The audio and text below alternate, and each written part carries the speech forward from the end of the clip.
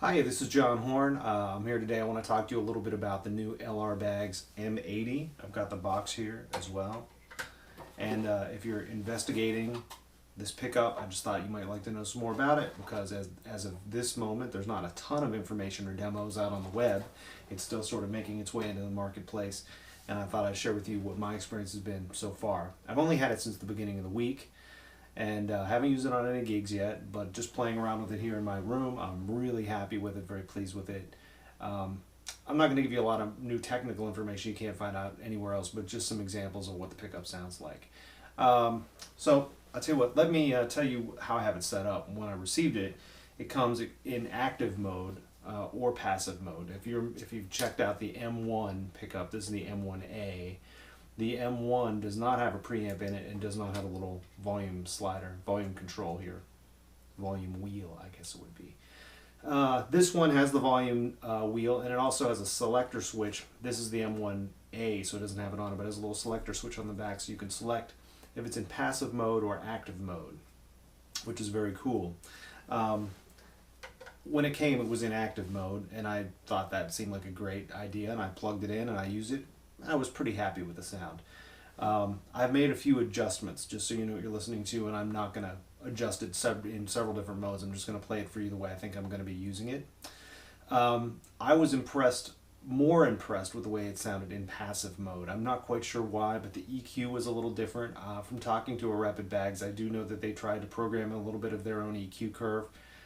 I personally just prefer the way it sounded in passive mode, and it also seemed a little less compressed to me. It seemed like it had more dynamic range. I'm not sure if that's my imagination or not.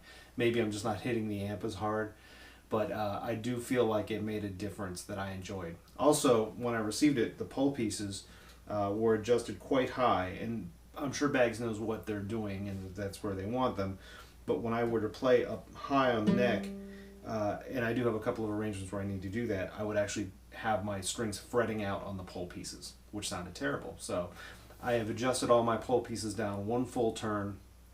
I really didn't do it by ear. I just thought, well, let's crank this sucker down and see what it sounds like, and I didn't think it sounded bad at all, so I left them that way and wrote myself a note, so if I ever want to get them back into the original position, I'll know what I did. So here's the guitar. This is a Taylor GA3. Just hear what it sounds like.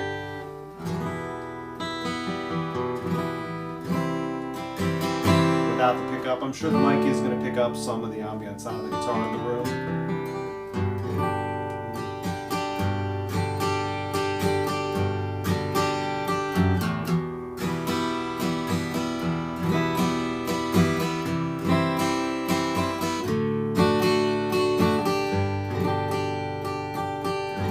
And here's the pickup. I'm using my solo amp here from Fishman. Sorry, Baggs, I'm sort of not very brand conscious. Staying with one brand all the time, but really like the solo amp too. And here it is.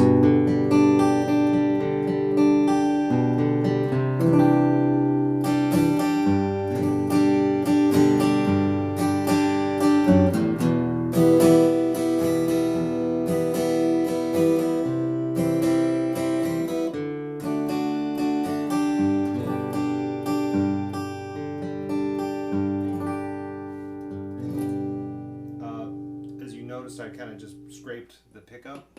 It's very sensitive, so if you're someone who picks right in this area, you're gonna have to either hate this pickup or you're gonna have to make some adjustments. The body noise, I don't have it cranked up very loud. Let me turn it up just a little more for you here.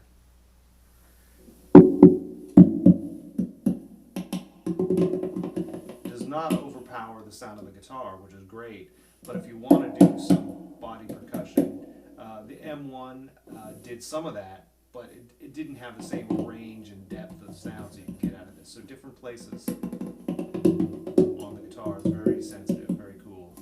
So I look forward to using that. Turn that down just a little more. Honestly don't remember how I had that set now.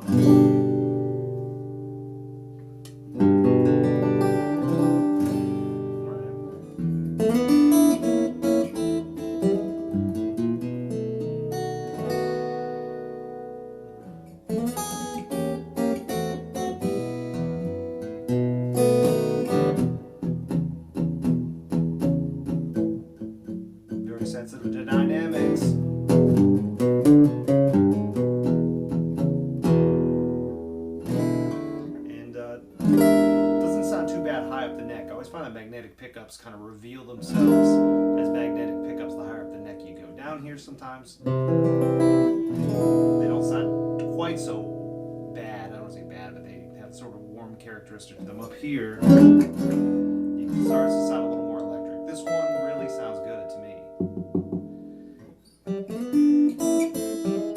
A little finger picking here before I let you go.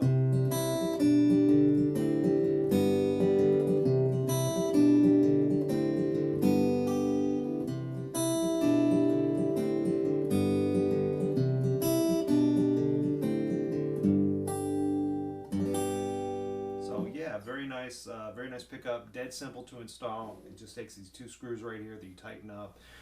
If you have a retailer maybe that has one of these near you, you could actually take your acoustic into the store with you, ask them to install this on your guitar with just tightening 2 screws, run the cable out the front, and you could try it out on your axe and see how it sounds. The only modification you might need to make to an instrument would be to make sure you have a way out of the guitar if you wanted to install it permanently, that you remount your end pin hole. A lot of guitars already have that set up.